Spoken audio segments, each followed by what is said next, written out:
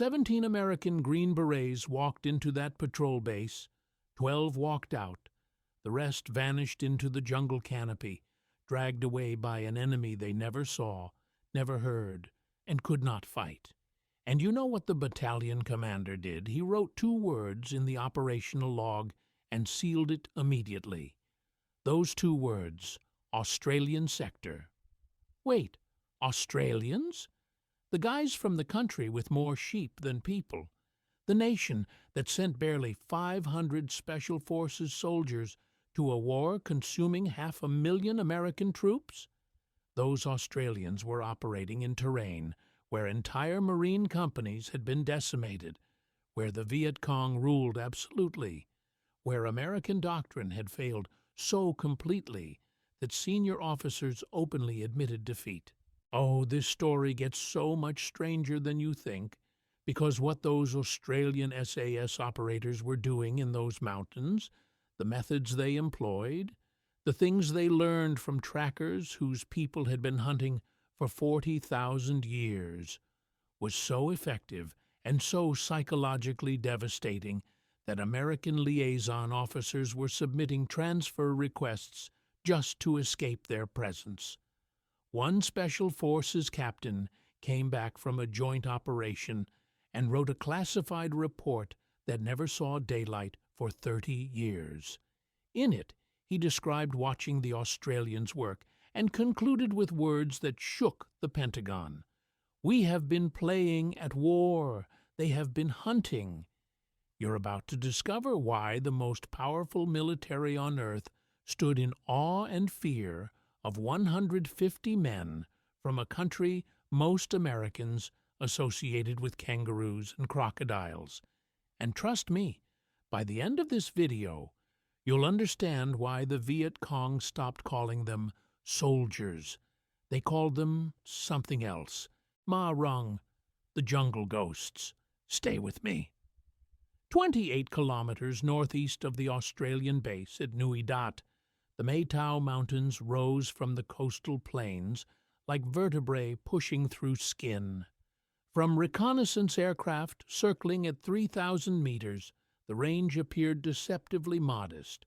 Nearly 18 kilometers of jungle-covered limestone extending into Binh Thuy province.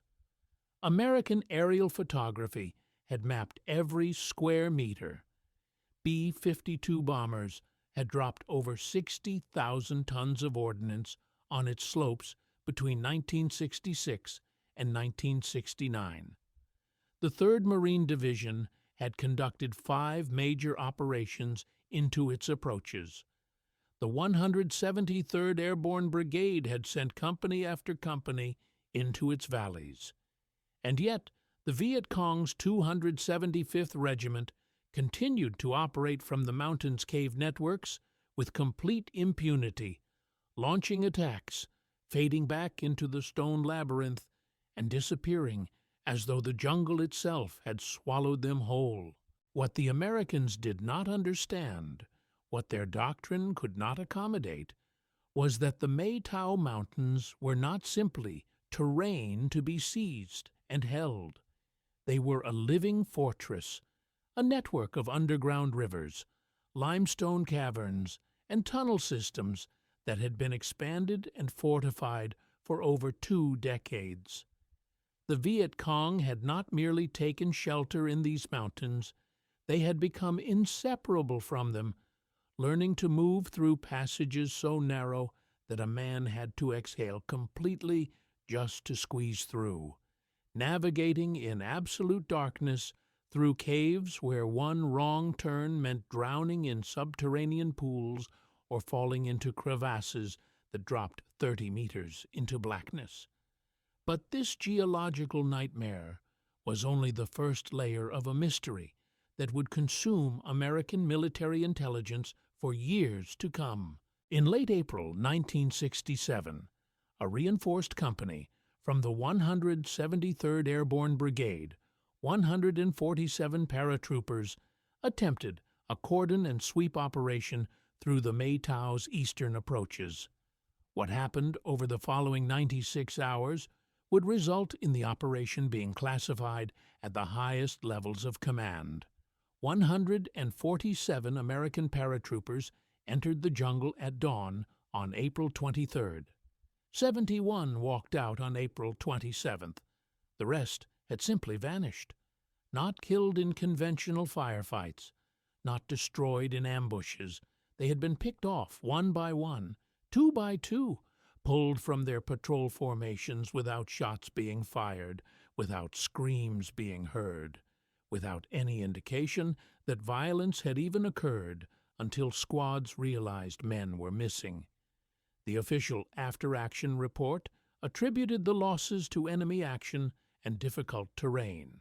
The unofficial assessment, circulated only among intelligence officers with top-secret clearances, told a different story. The Viet Cong had not fought the Americans. They had hunted them with the patience of apex predators, waiting for stragglers, isolating the unwary, employing techniques that seemed to belong more to horror stories than military engagements. This was the moment when Operational Command made a decision that would never appear in official histories. The May Tao Mountains were declared a no-go zone for American ground forces, but the problem remained acute. The 275th Regiment continued launching attacks throughout Phuoc Tuy Province, and someone had to deal with them. Enter the Australians, but not regular infantry, not conventional forces operating under traditional doctrine. Enter men who would transform the entire understanding of what special operations could achieve in jungle warfare. To understand why senior American commanders turned to a force of barely 150 men to accomplish what 20,000 Marines had failed to achieve, you must first understand the peculiar nature of the Australian military presence in Vietnam and the unique crucible that had forged their approach to warfare.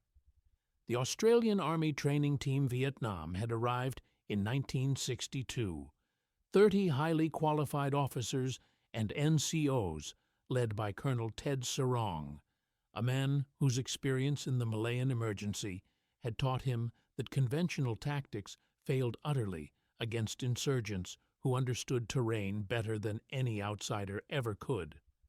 When the first Australian task force arrived in Phuoc Tuy Province in 1966, they brought with them a mandate that differed fundamentally from American operational objectives. While United States forces measured success in body counts and territory seized, the Australians had been given a single directive: pacify Phuoc Tuy Province using whatever methods you deem necessary.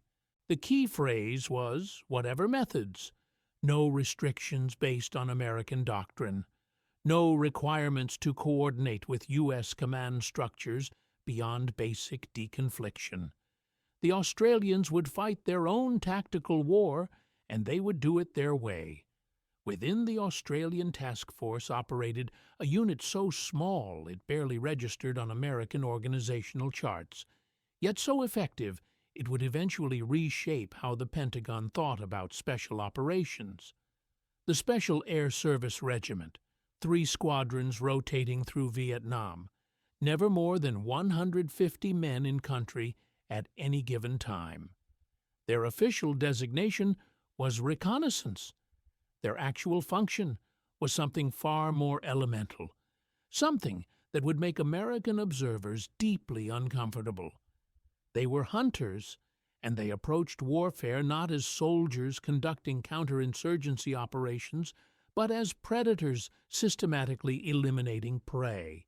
The SAS had been forged in Borneo during the Indonesian confrontation of 1965, learning jungle warfare in terrain so dense that visibility rarely exceeded 5 meters, against an enemy that had grown up in those same jungles. What they learned in Borneo, they brought to Vietnam and refined into something unprecedented. They learned that stealth mattered more than firepower, that patience achieved more than aggression, that understanding your enemy's psychology could be more devastating than any weapon, And most importantly, they learned that in jungle warfare, the side willing to become part of the environment itself would always defeat the side trying to dominate it through technology. But the true revolution came not from doctrine or training, but from a decision that would never appear in official records.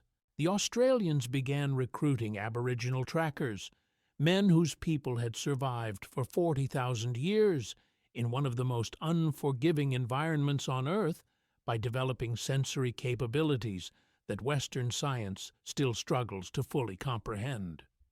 Private Billy Nugan was a Gunditjmara man from Western Victoria, recruited through a program that officially did not exist.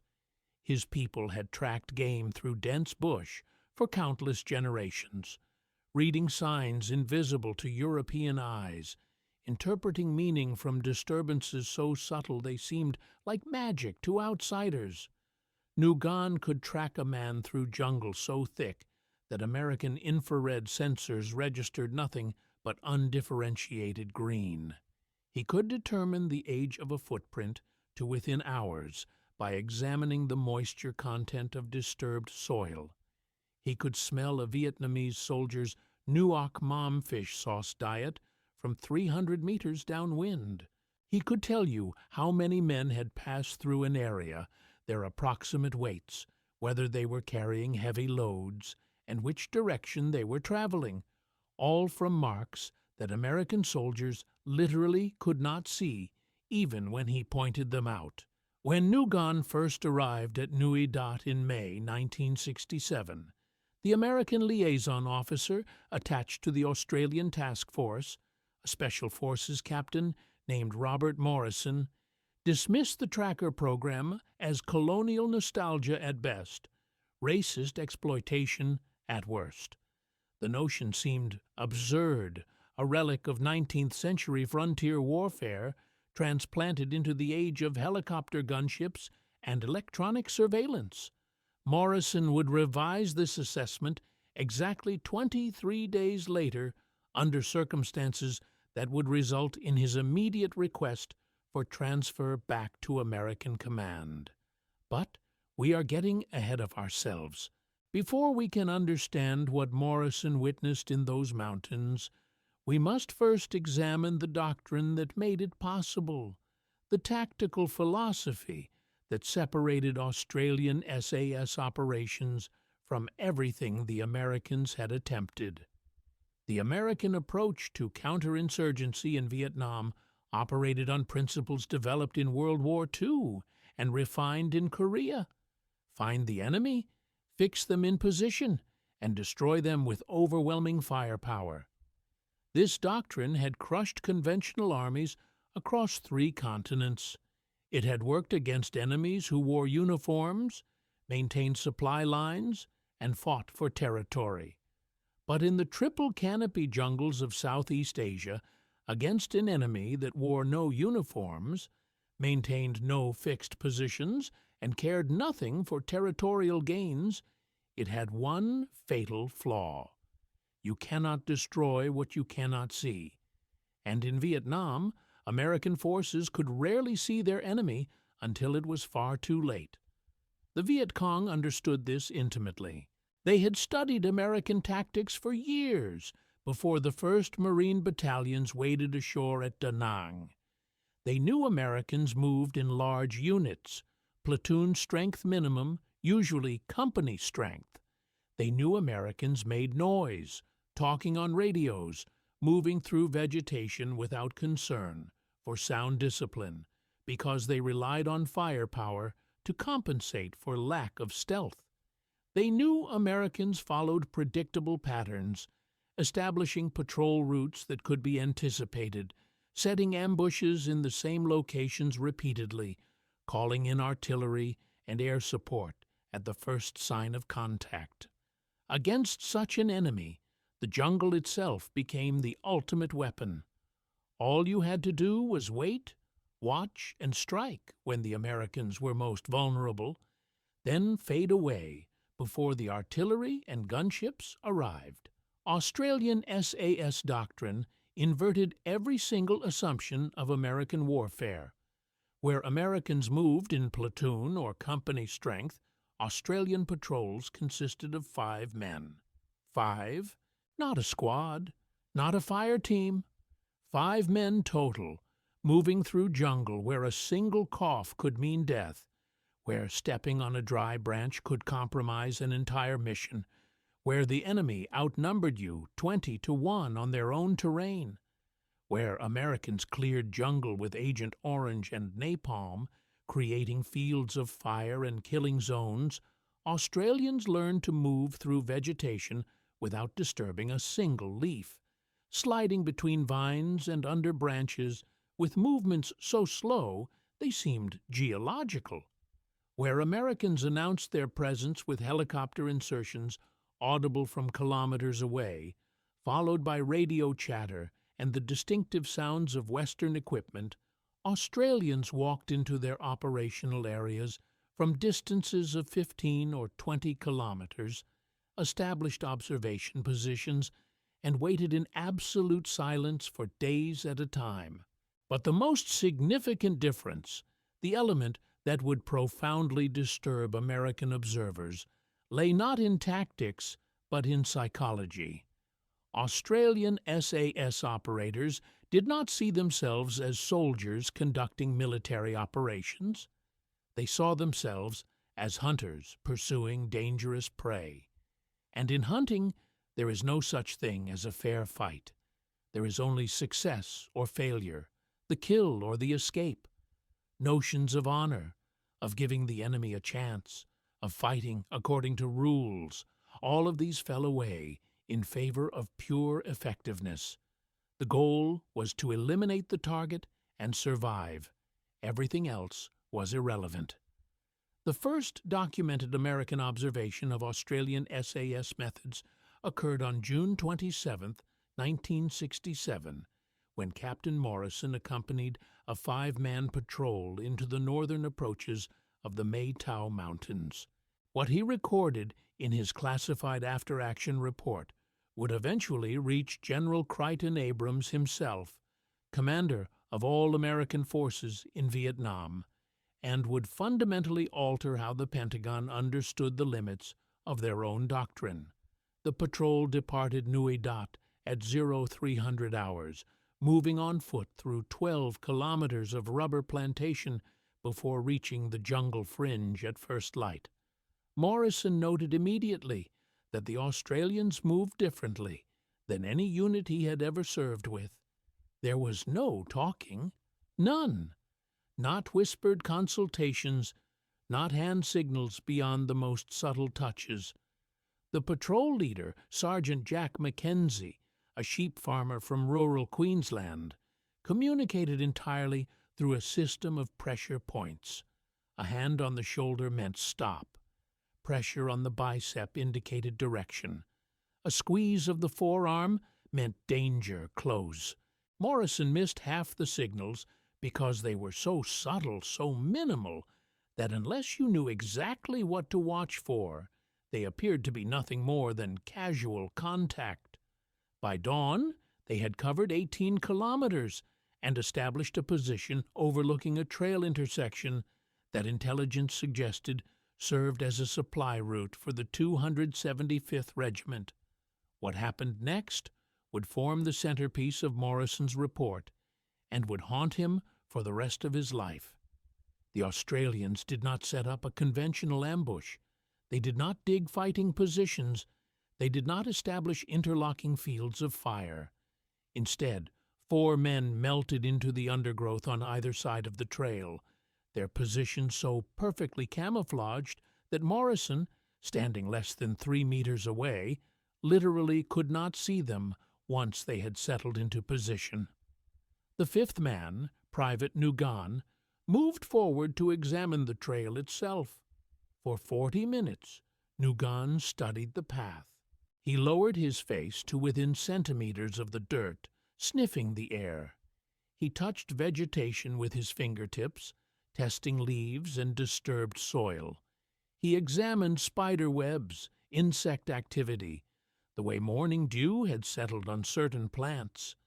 To Morrison, it looked like theater, like some kind of mystical ritual with no practical purpose. He would realize his mistake 3 hours later. When Nugon returned, he communicated something to Sergeant Mackenzie in a whisper so soft that Morrison, positioned less than 2 meters away, heard nothing but a faint exhalation of breath. Mackenzie nodded, and the Australians began repositioning, moving with such excruciating slowness that it took them 20 minutes to shift their positions by 5 meters. 14 hours later, at precisely 17:30 hours, a 3-man Viet Cong courier team walked directly into the ambush position. They never knew the Australians were there. The first indication of danger came when the lead courier stepped on a pressure-release detonator connected to a claymore mine that Mackenzie had positioned during the 14-hour wait. The entire engagement lasted 6 seconds. 3 enemy eliminated, 0 Australian casualties, 0 shots fired that could be heard beyond a 70-meter radius. The Claymore's directional blast had been perfectly positioned to kill all 3 couriers without sending shrapnel into the positions where the Australians were concealed. But this was not what disturbed Morrison.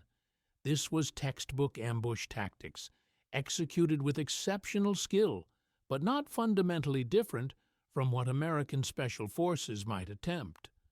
What disturbed him came after. Standard American doctrine called for immediate extraction following contact with enemy forces. Get in, hit hard, get out before reinforcements arrived. The logic was sound. Once you had engaged the enemy, your position was compromised. Every minute you remained in place increased the risk of being surrounded and destroyed by superior numbers. The Australians operated under no such doctrine. Following the ambush, the patrol remained in position for another 8 hours, watching the trail, waiting. At 2100 hours, a second Viet Cong element arrived, a 9-man search team sent to investigate when the couriers failed to report. They found the bodies of their comrades arranged in a specific pattern that Morrison would later describe as ritualistic. The 3 dead couriers had been positioned sitting upright against trees, their backs to the trail, their eyes open, their weapons placed across their laps as if they were resting. Each man's shirt had been opened to expose his torso, and on each chest, precisely centered, was a single playing card, the ace of spades. The psychological effect on the search team was immediate and visceral. Morrison watched through binoculars from his concealed position as the 9 Vietnamese soldiers discovered the scene. One man vomited. Another began firing blindly into the jungle, emptying his magazine at shadows, at nothing, driven by pure terror. The rest clustered together, abandoning all tactical discipline, bunching up in the middle of the trail like frightened children. They remained frozen like that for nearly 3 minutes, and during those 3 minutes, the Australians could have killed them all. They were perfect targets, no more than 30 meters away, completely exposed, paralyzed by fear. But the Australians did nothing. They simply watched. They observed as the Viet Cong collected their dead and retreated at twice the speed they had arrived, abandoning equipment, abandoning security procedures, running through the jungle with the desperation of men fleeing demons. Morrison's report concluded with observations that would echo through classified intelligence assessments for years. Australian SAS does not conduct ambushes in the conventional sense. They conduct psychological warfare operations using enemy casualties as the primary medium of communication. Effectiveness unprecedented. Recommend detailed study of methods. Personal recommendation: I do not wish to participate in future joint operations of this nature. But Morrison had only witnessed the surface manifestation. The true depth of Australian methodology would not become apparent until Operation Marsden in December 1969, when the full machinery of SAS reconnaissance doctrine revealed itself in an operation that would fundamentally alter the balance of power in Phuoc Tuy province. The Marsden operation began with an intelligence assessment that American analysts had dismissed as impossible. Australian signals, intercepts, and prisoner interrogations suggested that the 275th Regiment had established a divisional-level headquarters complex within the May Tao cave system, a complex housing not only combat troops, but a fully functional field hospital, political cadre training center, and arms cache sufficient to sustain operations for 6 months without resupply. American response options were severely limited. B-52 strikes had proven completely ineffective against the deep cave networks, the 1,000-pound bombs simply pulverizing surface vegetation while the enemy remained safe in tunnels 30 meters underground. Helicopter assault was suicidal, given the anti-aircraft positions covering every approach. Ground operations would require forces that the 3rd Marine Division could not spare without compromising defensive positions elsewhere in the theater. The Australian solution was elegant in its simplicity and absolutely terrifying in its implications. Rather than attempt to destroy the complex, they would map it. Every entrance, every exit, every supply route, every personnel movement, and they would accomplish this seemingly impossible task using 5-man patrols operating inside the Viet Cong's own security perimeter for periods of up to 3 weeks. 3 weeks. Living within meters of enemy positions, observing, recording, transmitting intelligence back to Nui Dat, while surrounded by hundreds of enemy soldiers who would torture and execute them without hesitation if discovered. Over the following 4 months, Australian SAS conducted 23 long-range reconnaissance patrols into the May Tao Mountains. The intelligence they gathered eventually filled over 4,000 pages of classified reports, providing the most detailed picture of Viet Cong operations that American command had ever possessed. But more significantly, their presence inside what the enemy had considered an impenetrable fortress had an effect that no amount of bombing could have achieved. The Viet Cong began seeing ghosts. The phenomenon started with sentries reporting movement that left no trace. Guards would hear sounds, a single snapped twig, a rustle of vegetation that could not be wind. But when they investigated, they found nothing. Patrol routes that had been used safely for years suddenly became death traps, with soldiers disappearing during routine movements and never being seen again. Supply caches were discovered by Australian patrols and left untouched, but marked with symbols, with playing cards, with signs that said clearly, "We were here. We could have destroyed everything. We chose not to. We will come back whenever we want." The 275th Regiment's operational log from this period, captured after the war and declassified in 1998, reveals a unit descending into collective paranoia. Entry from November 7, 1969. 4 comrades failed to return from water detail. Search found no bodies, no blood, no evidence of contact. Political officer suspects desertion. Commander believes otherwise. Entry from November 14th. Sentry Position 7 reported presence in jungle at 0200. Flare illumination revealed nothing. Sentry found at dawn. Throat cut.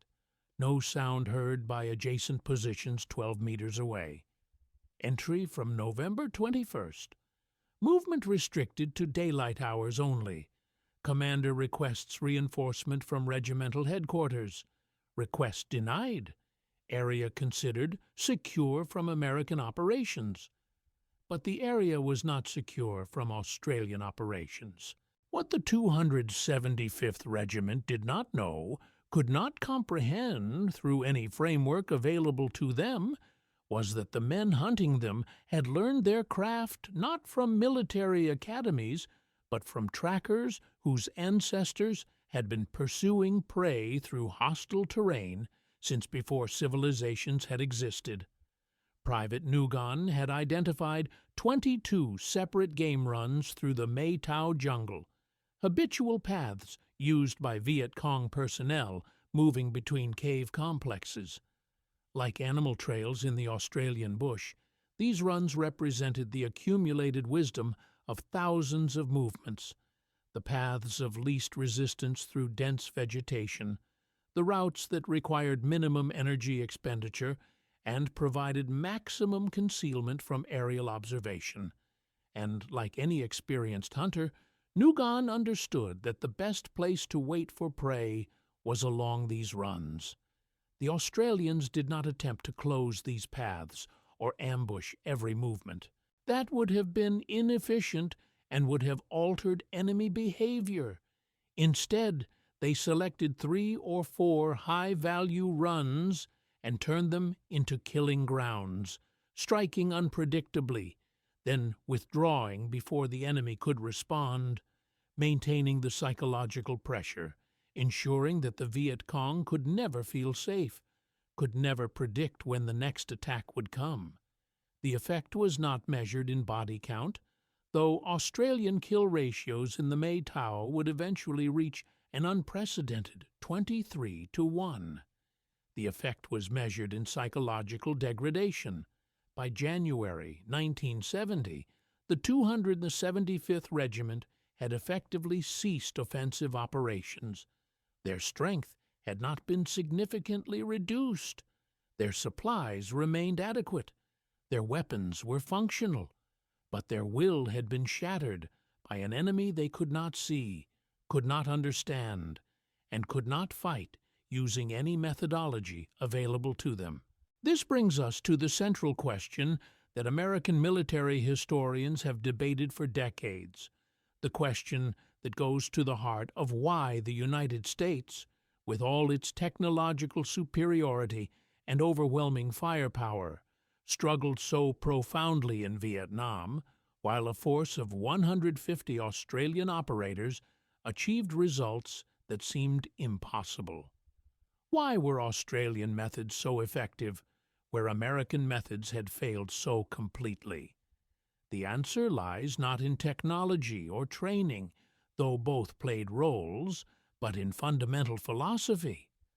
American military doctrine of the 1960s was built on assumptions that had proven valid in every war the United States had fought since 1917. Superior firepower equals superior results. More bullets, more bombs, more artillery, more troops. If something is not working, add more of it until it does. Pour resources into the problem until the problem is solved through sheer overwhelming force. This doctrine had defeated Imperial Germany, Fascist Italy, Nazi Germany, and Imperial Japan. It had stalemated Communist China and North Korea. It represented 100 years of accumulated military wisdom. But it had one fundamental flaw. It assumed the enemy wanted to fight. It assumed the enemy would accept battle, would contest territory, would expose themselves to American firepower in pursuit of their objectives. In Vietnam, this assumption proved catastrophically wrong. The Viet Cong had no intention of fighting American forces in conventional battles. They had no interest in contesting territory that could be pulverized by B-52s. They had developed an entirely different theory of warfare, one based on patience, on political mobilization, on the understanding that they did not need to defeat American forces militarily. They merely needed to survive long enough for American public opinion to turn against the war. Australian doctrine emerged from a completely different tradition, the tradition of small wars, colonial policing, and frontier survival where overwhelming firepower was not available. The Boer War, the Malayan Emergency, the Indonesian confrontation. In each of these conflicts, Australian forces had learned that patience, fieldcraft, and psychological manipulation could achieve results that artillery barrages could not. They had learned to fight as insurgents themselves, to think like their enemies, to understand that in asymmetric warfare, the side willing to embrace discomfort, to endure hardship, to operate with minimal support, would eventually prevail over the side that required extensive logistics and technological superiority. But there was something else, something that American observers struggled to articulate in their reports. The Australians seemed to approach jungle warfare with a different emotional register entirely. Where American soldiers often displayed anxiety, frustration, or fear when operating in triple canopy jungle, Australian SAS operators appeared almost comfortable. They moved through the densest vegetation the way a farmer moves through his own fields, with familiarity, with confidence, with an almost proprietary sense of ownership. They did not see the jungle as enemy territory to be conquered. They saw it as an environment to be understood and utilized, a medium that could conceal and protect them as effectively as it concealed and protected the Viet Cong. Captain Morrison's final report, submitted in February 1970, after 8 months of observing Australian operations, attempted to capture this fundamental difference. He wrote, "American Special Forces operators are superbly trained soldiers attempting to function in an environment that is fundamentally hostile to them. Australian SAS operators have transformed themselves into something else entirely. They have become creatures of the jungle who happen to carry Western weapons. This transformation cannot be taught. It can only be lived." This was the revelation that American Special Operations would spend decades attempting to replicate with mixed success. The jungle was not the enemy's weapon. It could be yours if you were willing to pay the psychological price, if you were willing to become something other than a conventional soldier, if you were willing to embrace discomfort and fear and isolation as permanent conditions rather than temporary inconveniences. The transformation of ordinary Australians into jungle predators did not happen by accident. It was the product of a selection and training process so brutal that American observers who witnessed it recommended against attempting replication in United States forces.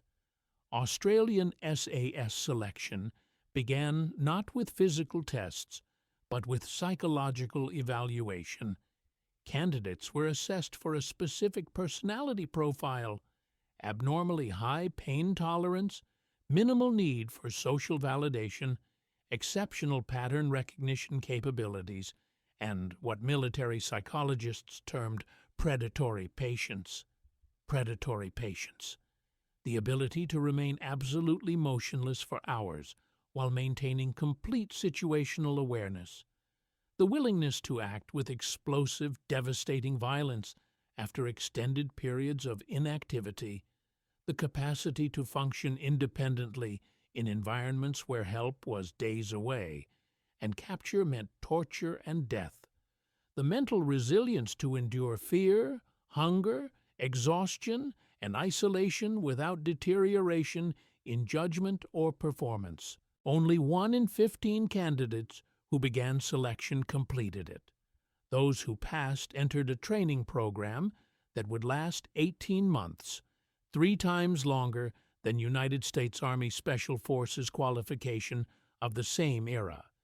And a significant portion of that training took place not in jungle warfare schools, but in the Australian outback, learning tracking techniques from Aboriginal instructors whose methods had never been written down, whose knowledge had been passed from generation to generation for 40,000 years. They learned to read the land itself, to understand that every disturbance told a story, that footprints were not merely marks in soil, but narratives revealing weight, speed, emotional state, time elapsed since passage. They learned to use all their senses, not just vision, to navigate and hunt. They learned that the jungle, the bush, any natural environment would tell you everything you needed to know if you simply paid attention with sufficient intensity. Perhaps the most disturbing aspect of Australian SAS operations, the element that resulted in several American liaison officers requesting immediate transfer, was their approach to psychological warfare. The body display doctrine had no official name in Australian military documentation. It existed only in the classified annexes of after-action reports, in the whispered conversations of men who had witnessed it, and in the nightmares of Viet Cong soldiers who survived encounters with the Ma Rung. The principle was brutally simple. Every engagement with the enemy was an opportunity for communication, not communication with headquarters, communication with the enemy themselves. And the most powerful message that could be sent was one that exploited the deepest fears of Vietnamese peasant soldiers raised on folk tales of forest spirits and vengeful ghosts. Australian SAS operators did not simply kill enemy soldiers, they staged their deaths. Bodies were positioned in ways that suggested supernatural intervention. Weapons were arranged to indicate the victim had seen something terrible in their final moments. Playing cards, the ace of spades, which Vietnamese culture associated with death and ill fortune, were left as calling cards, as signatures, as promises that the jungle ghosts would return. In some cases, operators would infiltrate enemy positions at night and leave signs of their presence without engaging. Footprints that appeared from nowhere and led to nothing. Equipment rearranged while sentries slept. Messages scratched into tree bark in Vietnamese. "We are always watching." The effect on Viet Cong morale was absolutely devastating. Political officers reported increasing difficulty maintaining unit cohesion in areas where Australian SAS operated. Desertion rates spiked dramatically. Soldiers refused night patrol assignments. Some units began conducting elaborate spiritual rituals before entering jungle zones where the phantoms were known to operate, burning incense, making offerings, performing ceremonies that their commanders recognized as symptoms of psychological collapse. American observers were profoundly divided on the ethics of these methods. Some, like Captain Morrison, viewed them as uncomfortably close to the psychological torture techniques they had been trained to consider violations of the laws of war. Others recognized their effectiveness and attempted to implement similar programs, most notably the Death Card Initiative that saw American units distributing ace of spades playing cards throughout Vietnam. But the American imitation missed the essential point. Leaving a calling card on a body you have killed is theater, spectacle with limited impact. Leaving a calling card on a body you have carefully staged to communicate a specific psychological message is warfare, is the systematic destruction of enemy morale through the exploitation of cultural fear. The Australians understood this distinction at a fundamental level. Most Americans did not, could not, because their doctrine, their training, their entire military culture was built on different principles. American warfare was about destroying the enemy's capacity to fight. Australian SAS warfare was about destroying the enemy's will to fight. The former required firepower and resources. The latter required understanding and patience. By the spring of 1970, the May Tao Mountains had effectively become Australian territory, not through conquest, but through psychological dominance. The Viet Cong remained in their cave complexes, nursing reduced capabilities and shattered morale. But they had ceased to be an effective fighting force because the Australians had achieved something American forces had not managed anywhere in Vietnam: complete psychological dominance over a defined area of operations. The evidence could be seen in every captured document, every interrogation report, every observable behavior of enemy units operating in Phuoc Toi Province. The 275th Regiment had been neutralized not through attrition, but through terror. Their soldiers refused to patrol in areas where Australian SAS had been reported. Their commanders issued orders that went unexecuted because subordinates were too frightened to enter the jungle. Their political cadre struggled to maintain the narrative of inevitable victory when men were disappearing from positions that should have been absolutely secure, when sentries were being killed within meters of their comrades without a sound, when the jungle itself seemed to have turned against them. But this success came at a cost that Australian authorities would spend decades attempting to minimize, attempting to bury in classified archives, attempting to forget. The men who learned to hunt humans in the May Tao Mountains did not simply return to civilian life when their tours ended. They carried something with them, a psychological adaptation to violence that civilian society could not accommodate, could not understand, could not heal. Post-traumatic stress rates among Australian Vietnam veterans would eventually exceed those of their American counterparts, despite serving in smaller numbers and sustaining fewer physical casualties. The same transformation that made them devastatingly effective operators made them strangers in their own communities when they returned home. They had learned to think like predators, to function in environments of constant danger, to make life and death decisions in microseconds, to live with fear and violence as normal conditions. And when they came home to a society that knew nothing of these things, that could not comprehend what they had experienced, that often condemned them for participating in an unpopular war, they found themselves unable to reconnect, unable to explain, unable to become the men they had been before they learned to hunt.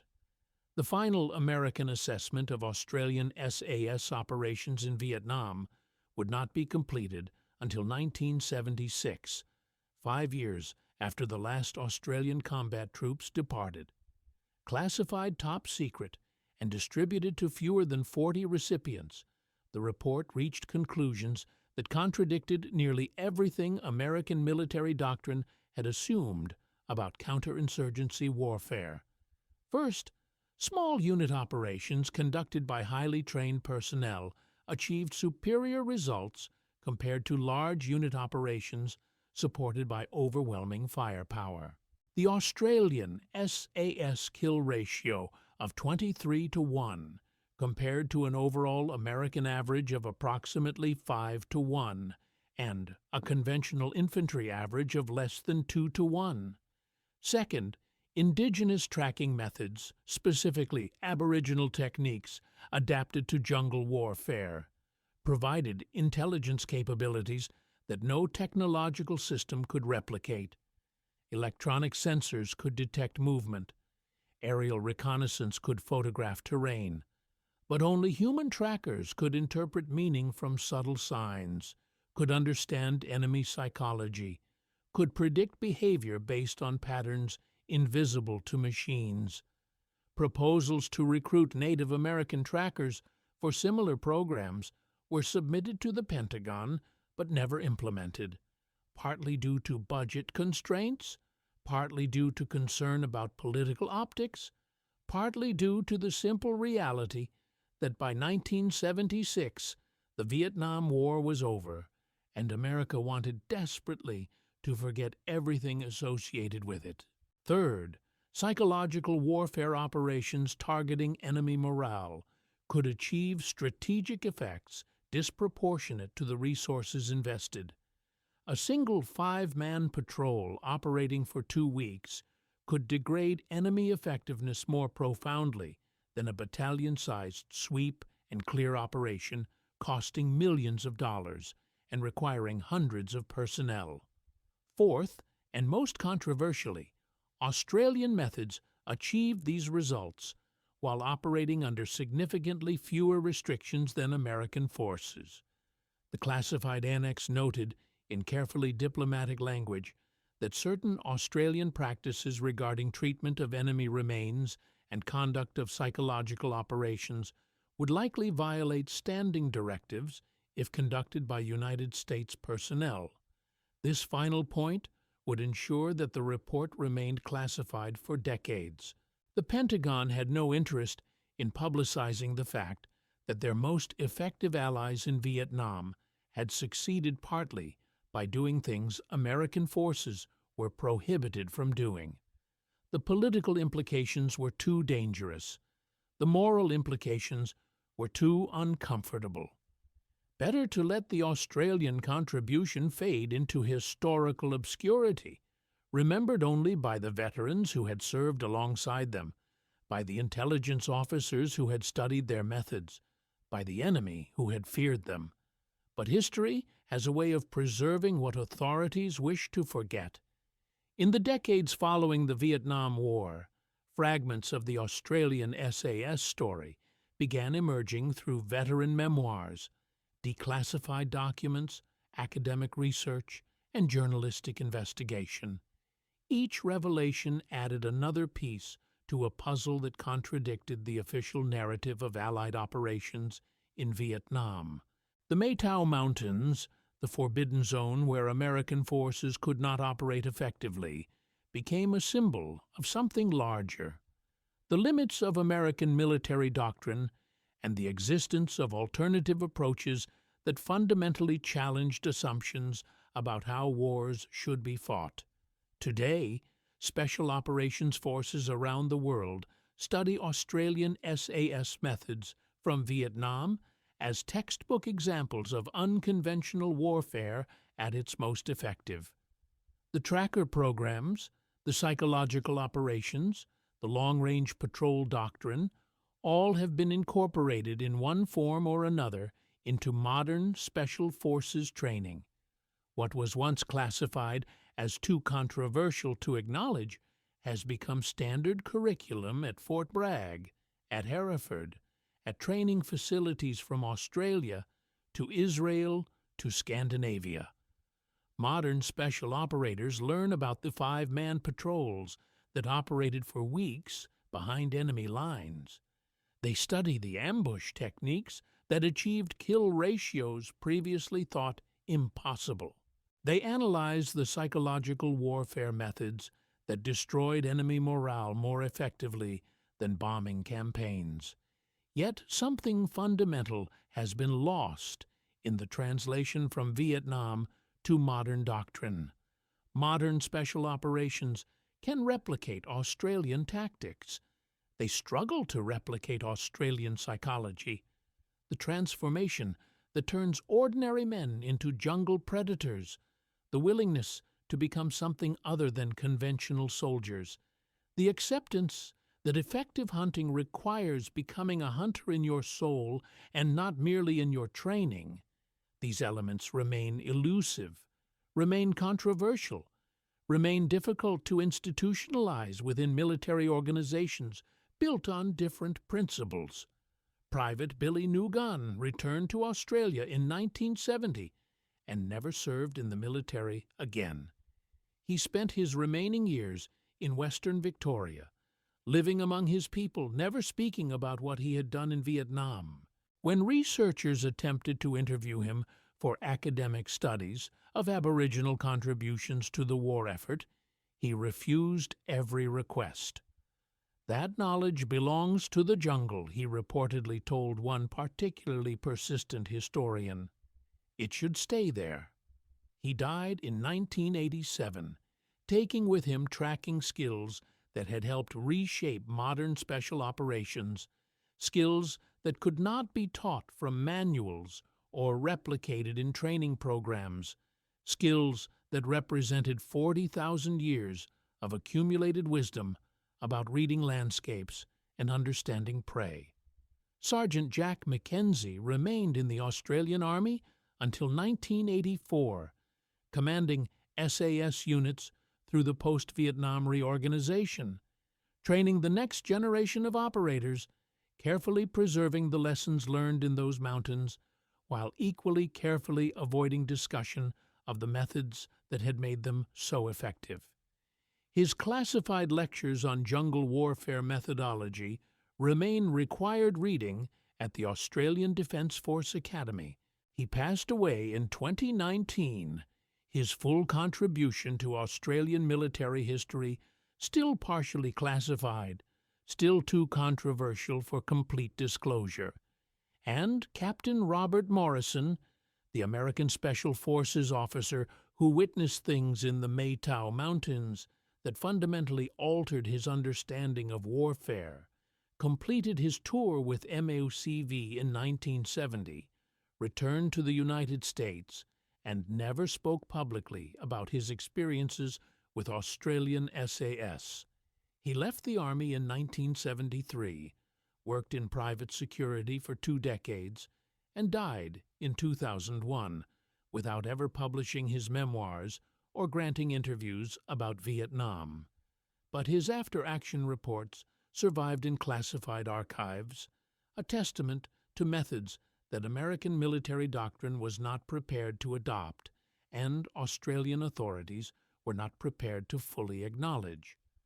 The story of Australian SAS operations in Vietnam remains incomplete, shrouded in classification and official silence.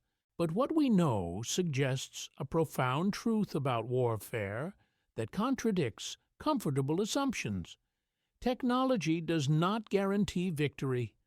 Overwhelming firepower does not ensure success. Sometimes the side that wins is not the side with more resources, but the side willing to pay the psychological price, willing to transform themselves into something their enemy cannot comprehend, willing to become hunters rather than soldiers.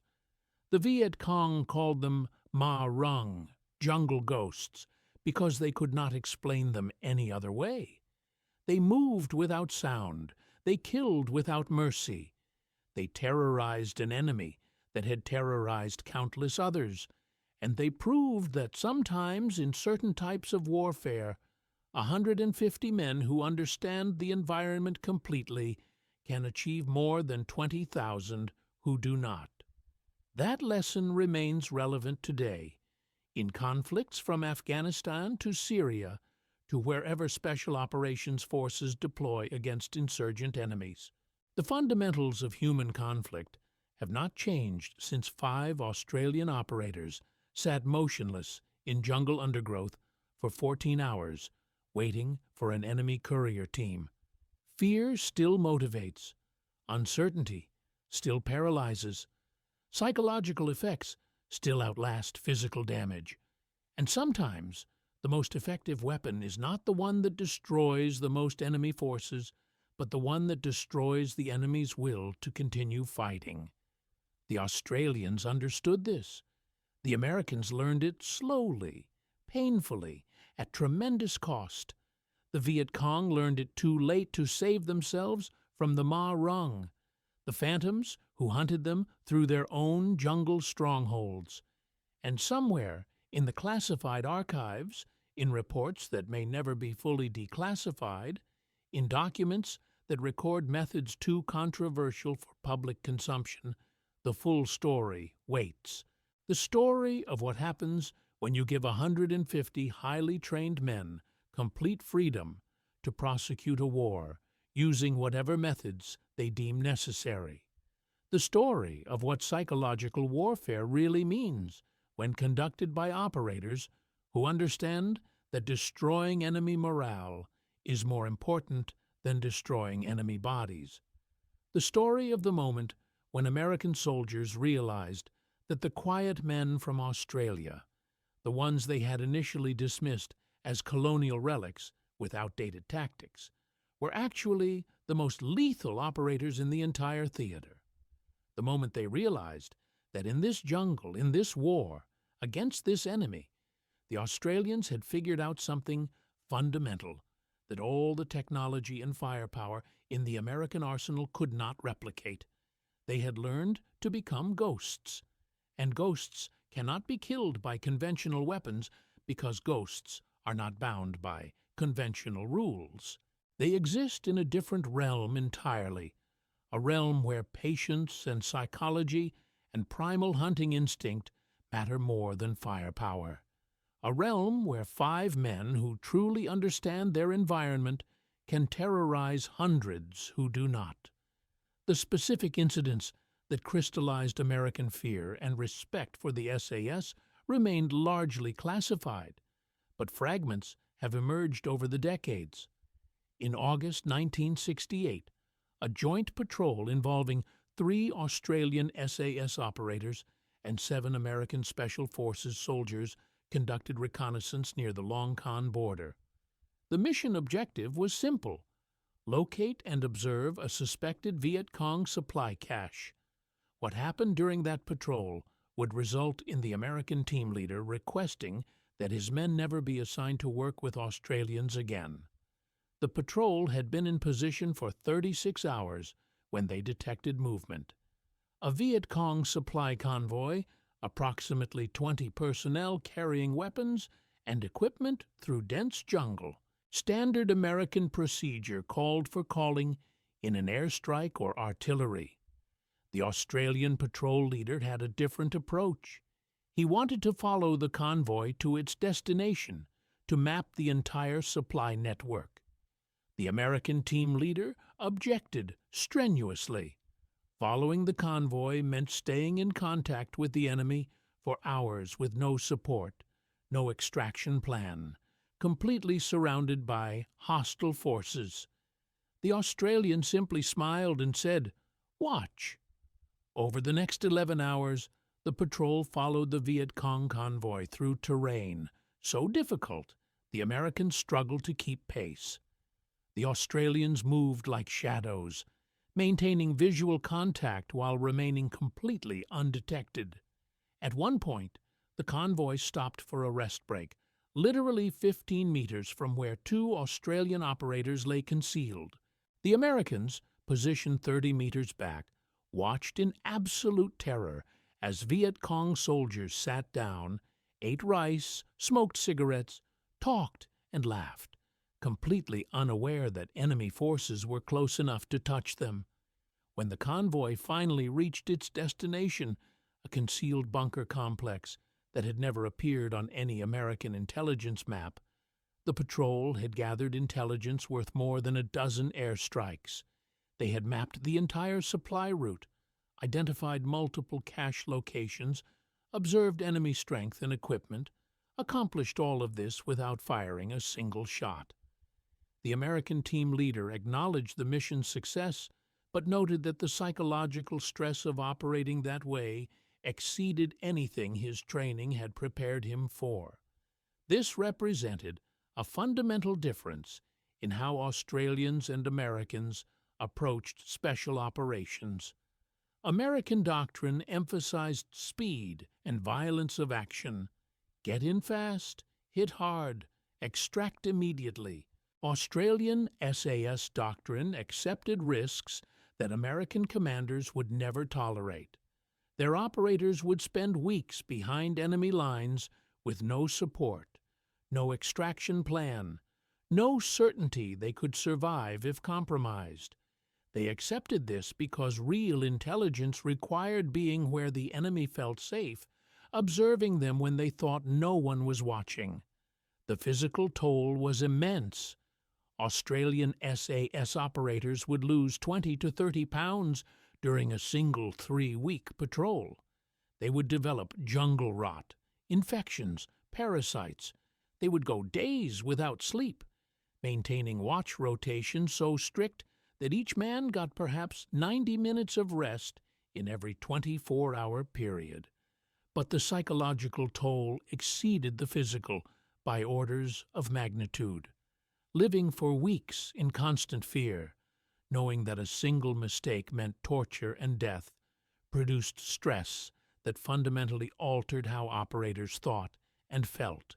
The American military recognized the effectiveness of Australian methods, but struggled to replicate them, partly because American culture pushed against the kind of operations Australians routinely conducted. American commanders faced accountability to political leadership, to media scrutiny, to families back home. Losing an entire patrol deep in enemy territory would create political firestorms. Australian commanders understood that some operations required accepting risks that could result in complete loss of personnel. This created a strange dynamic. Americans respected the SAS operators immensely, but they also feared working with them because Australian operations violated every safety protocol, every risk mitigation strategy that American forces operated under. Joint patrols became sources of profound stress because they were being asked to operate in ways their training explicitly warned against. The intelligence value of Australian SAS operations cannot be overstated. Over 5 years in Vietnam, their reconnaissance patrols provided the most detailed and accurate intelligence on Viet Cong operations that any Allied force possessed. They mapped enemy base areas that B-52 strikes had failed to locate. They identified supply routes that interdiction efforts had missed, but perhaps their greatest contribution came not from what they observed, but from what they prevented. The presence of Australian SAS patrols in areas the Viet Cong considered secure forced the enemy to divert significant resources to security, to restrict their own movements, to operate with caution and fear. This psychological impact degraded enemy effectiveness far beyond what actual casualties would suggest. This psychological warfare dimension remains the most controversial aspect of Australian SAS operations.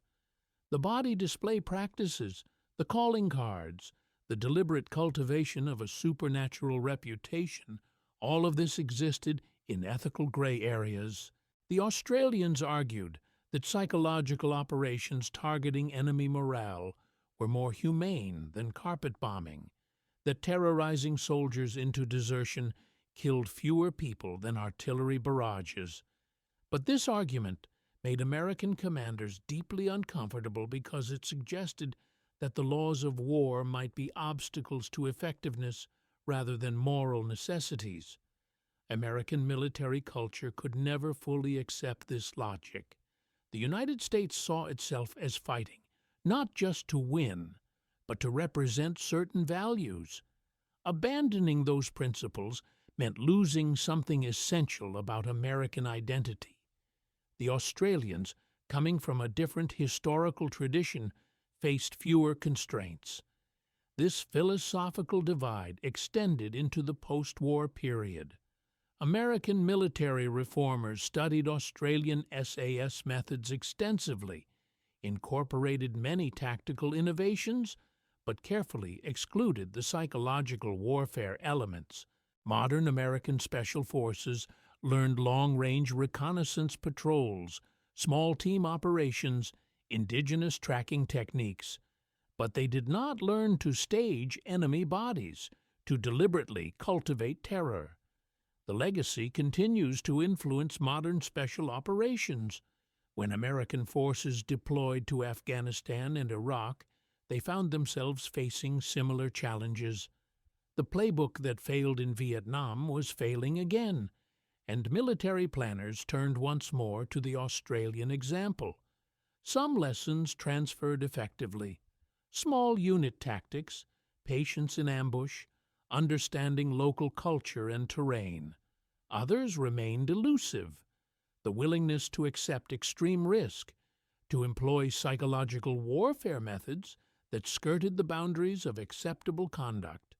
That transformation remains the enduring mystery of the Australian SAS in Vietnam. How did sheep farmers and factory workers turn themselves into operators who terrified an enemy that had defeated French colonial forces? Part of the answer lies in selection, in identifying men with the right psychological profile. Part lies in training, but part lies in something harder to quantify, something about willingness to abandon civilian identity completely, to accept that effective hunting requires becoming a hunter not just in skill, but in soul. Modern militaries struggle with this dimension because modern societies struggle with it. We want our soldiers to be warriors when necessary, but to return to being civilians when the war ends. The Australian SAS operators of Vietnam demonstrated that this might not be possible, that the transformation required for true effectiveness might be permanent, might extract costs that extend far beyond the battlefield. That was the moment U.S. soldiers feared the SAS, not because they were enemies, but because they represented something American military culture could not fully embrace. The Australians had crossed a line, had become something other than conventional forces, and on the far side of that line they found effectiveness that seemed almost supernatural. But they also found a darkness that would follow them home, that would haunt them for decades, that would exact a price in broken relationships and shattered psyches and silent suffering that no victory could justify. That was the real cost of becoming Ma Rung, not the physical danger, not the risk of death or capture, but the risk of losing yourself completely in the hunt, of becoming so adapted to violence and fear that you could never fully return to peace. Some of them never did.